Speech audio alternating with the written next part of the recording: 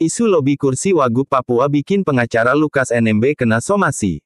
Penjabat Gubernur Papua Barat, Paulus Waterpauw, melayangkan somasi terhadap pengacara Gubernur Papua, Lukas NMB.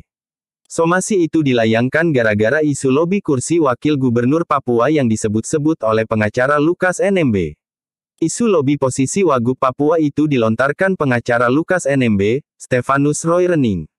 Dia mengklaim adanya pertemuan antara Lukas NMB dengan Menteri Dalam Negeri, Mendagri Tito Karnavian dan Menteri Investasi Bahlil Lahadalia pada tanggal 10 Desember tahun 2021.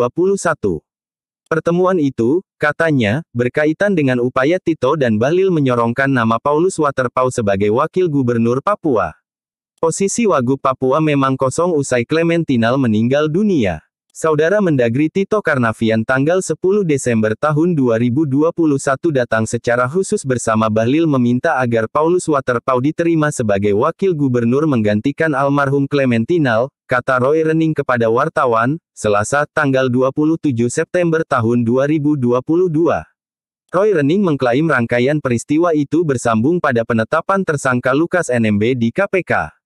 Dia turut mengklaim pernyataannya berdasarkan dari buku yang berjudul, Jatuh Bangun Lukas NMB, Merakit Kisah Ancaman Kriminalisasi Membongkar Fakta Gubernur Papua. Kalau saya katakan bahwa ini adalah kriminalisasi, ini politisasi, karena ada rangkaian, ya toh, termasuk mengatakan bahwa Paulus Waterpauw bagian dari konspirasi ini. Karena saya tahu, ada rangkaian sebelumnya yang mendahului itu, ucap Roy Rening. Somasi Paulus Waterpauw. Penjabat Gubernur Papua Barat, Paulus Waterpauw, melayangkan somasi kepada tim kuasa hukum Gubernur Papua Lukas NMB, Le. Somasi itu terkait tudingan keterlibatan Waterpauw dalam proses penetapan tersangka KPK terhadap Lukas NMB.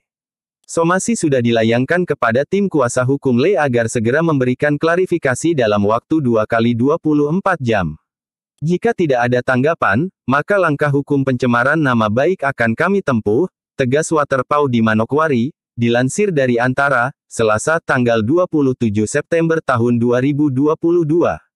Waterpauw mengatakan somasi terhadap tim kuasa hukum Lukas NMB merupakan mekanisme hak jawab atas tudingan sepihak yang dinilainya berpotensi mencemarkan nama baik. Dia mengingatkan tim kuasa hukum Lukas NMB tidak sembarang berbicara.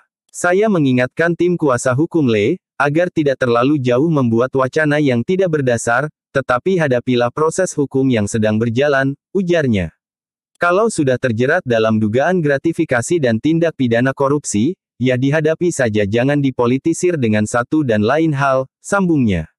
Sebagai sesama putra asli Papua, Waterpauw menyebut perilaku koruptif pejabat Papua sangat merusak citra generasi muda Papua ke depan. Dia meminta agar proses hukum dipatuhi.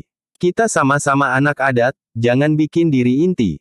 Kalau sudah berhadapan hukum, silakan dihadapi karena perbuatan seperti itu tidak mendidik dan merusak citra anak-anak Papua, ujarnya.